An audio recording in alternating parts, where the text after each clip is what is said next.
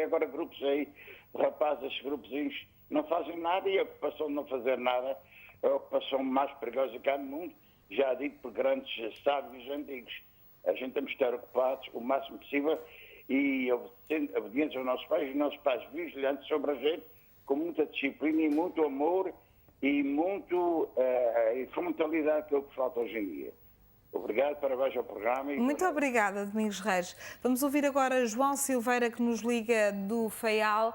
Seja bem-vindo à Estação de Serviço. Faça o favor de colocar a sua questão. Boa noite, Isabel Gomes. Boa noite ao jovem Luís Costa. Boa noite a todos que estão a ouvir e a ver o programa. É assim, eu vou fazer uma pequena introdução, não prefácio. Prefácio é para Cavaco Silva e eu gosto de ser eu próprio, ou então para imito alguém que saiba mais do que eu e que seja melhor do que eu. Eu fiz a quarta classe, acabei a quarta classe em 56, nasci em 46, até acabei em 47 porque os livros dos meus irmãos já não valiam e tivemos que comprar um livro novo e como não havia dinheiro, tive mais um ano. A minha mãe dizia para desculpar, ele também ainda é muito novo e tal. Portanto, fiz a quarta classe com 11 anos. Depois, eu conheço jovens, não sei se é o caso do Luís Costa, mas já jovens que estudaram mais 16, 18 anos do que eu, jovens que são agora jovens, eu já não sou há muitos anos, e que não têm nada. Não têm nada, conheço amigas minhas, filhos de amigos meus, ou filhas de amigos meus que não têm nada, que fizeram licenciatura, fizeram tudo isso, e estão à espera. Naquele tempo era mais por concursos, as provas naquele tempo eram quase todas provas de perícia. Eu fiz duas na minha vida, duas provas de perícia e safei-me, passei. Agora é tudo provas curriculares, os currículos são facilmente adulterados. Agora estamos a ser comandados pelos moares do capitalismo, que puxam a carroça do capitalismo e que comem tudo e não deixam nada. Todos os anos aumentam os milionários e concomitantemente a pobreza. Como dizia Saramago, é preciso 10 ou 12 mil pobres para produzir um milionário. Portanto, é assim, os jovens agora têm muito mais desafios, têm outras condições, é verdade, mas daqui a uns anos, os jovens, filhos destes jovens, se isto continuar assim, não vão ter nada, porque um jovem atualmente, um jovem de 15, 30 e tal anos, não tem trabalho assegurado, como é que pode se candidatar a comprar uma casa? Os bancos não emprestam. Até os bancos, se calhar, os milionários vão passar a ter os seus próprios bunkers e nem precisam de tanto banco. Até os bancos vão falir uma parte disto. Isto não é cataclismo, é mesmo o que irá acontecer se ninguém travar isto. Eu acho que, custo custar, como disse Passos Coelho, tem que parar esta gente. Eles comem tudo e não deixam nada. Boa noite, muito obrigado. Muito obrigada, João Silveira. Cá está, temos dois depoimentos de pessoas que viveram uma juventude muito diferente, outros tempos.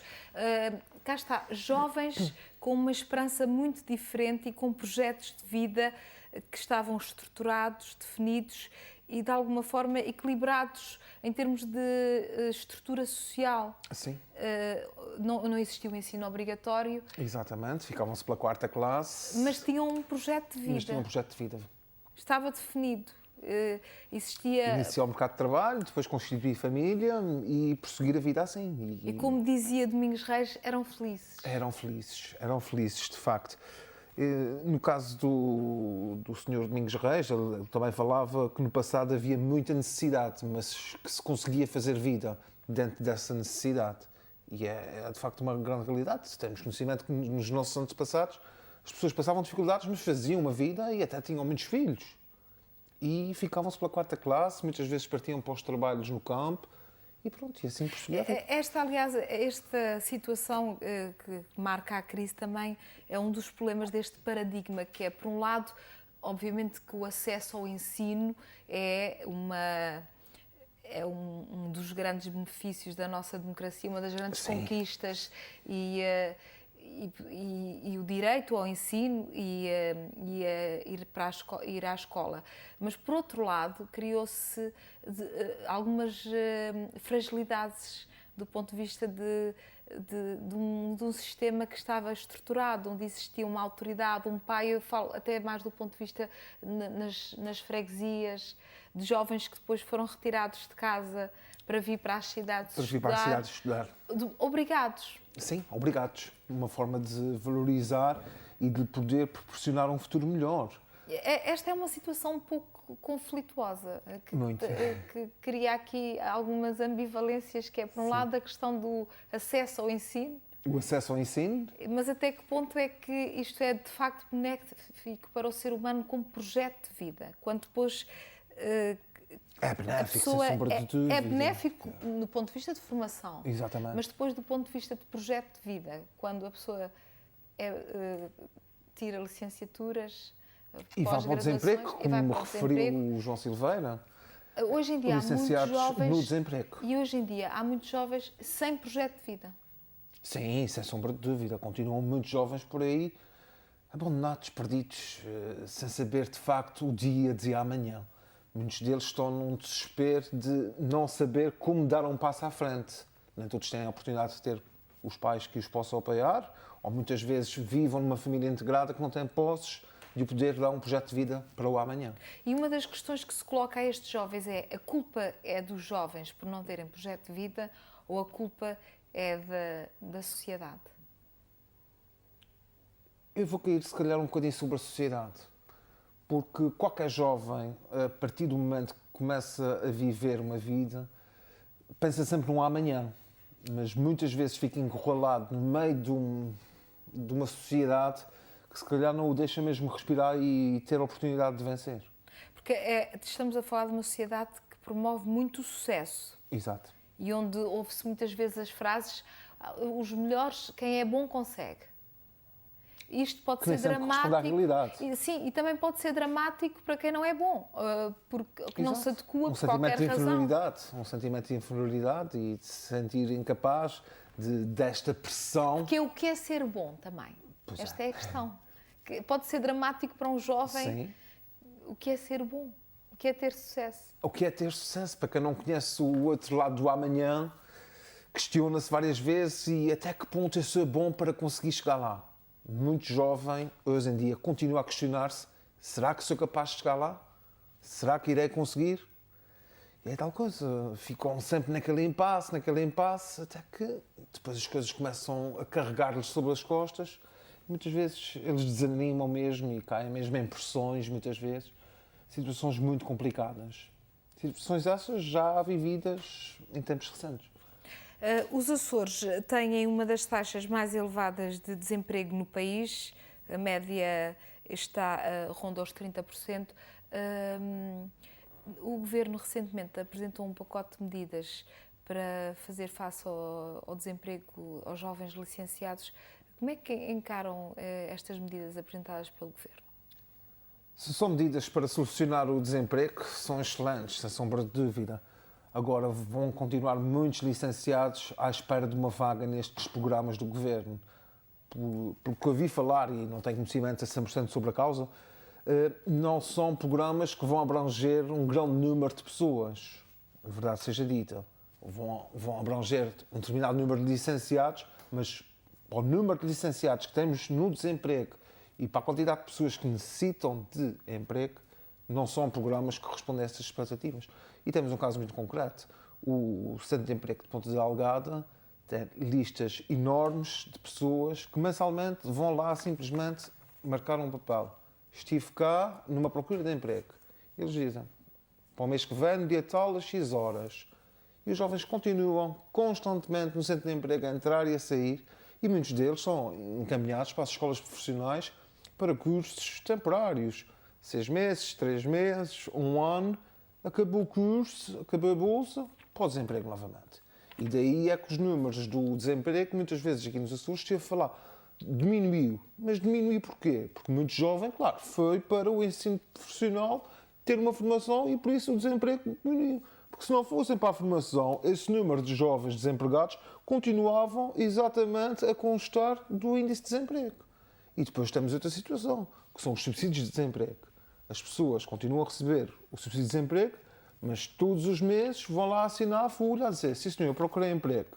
Mas são 18 meses. Depois de acabar os 18 meses, essas pessoas continuam a incursar as camadas de desemprego. E o tempo vai passando, as oportunidades vão passando e quem tem olho tem rei nessa terra, sempre se ouvi dizer. Por isso, infelizmente. Mas o mercado de trabalho neste momento não consegue dar resposta Não a dá, estes de jovens? forma alguma. Não há medidas que possam ultrapassar esta questão? Não. Ou há? Eu creio que não. Eu sinceramente Há creio que mesmo não. excesso de oferta de mão de obra do ponto de vista de jovens, e jovens Em bem áreas, formados. em áreas que não há espaço para os inserir. Há muitos jovens licenciados em determinadas matérias em que, no nosso contexto A regional... resposta não está aqui na região, para estes jovens. Creio que não, muito É a sinceramente. sua É a minha opinião. opinião. Creio que não. Há E muitos aqui, jovens licenciados aqui em diversas voltamos àquela áreas. questão que tem sido muito falada, a questão da imigração. Mas se cá não está bem, lá fora, para quem quer emigrar, também não está muito bem. E as portas já se começam a fechar, de certa forma. Uma das portas que se está a abrir é no Canadá para a construção civil.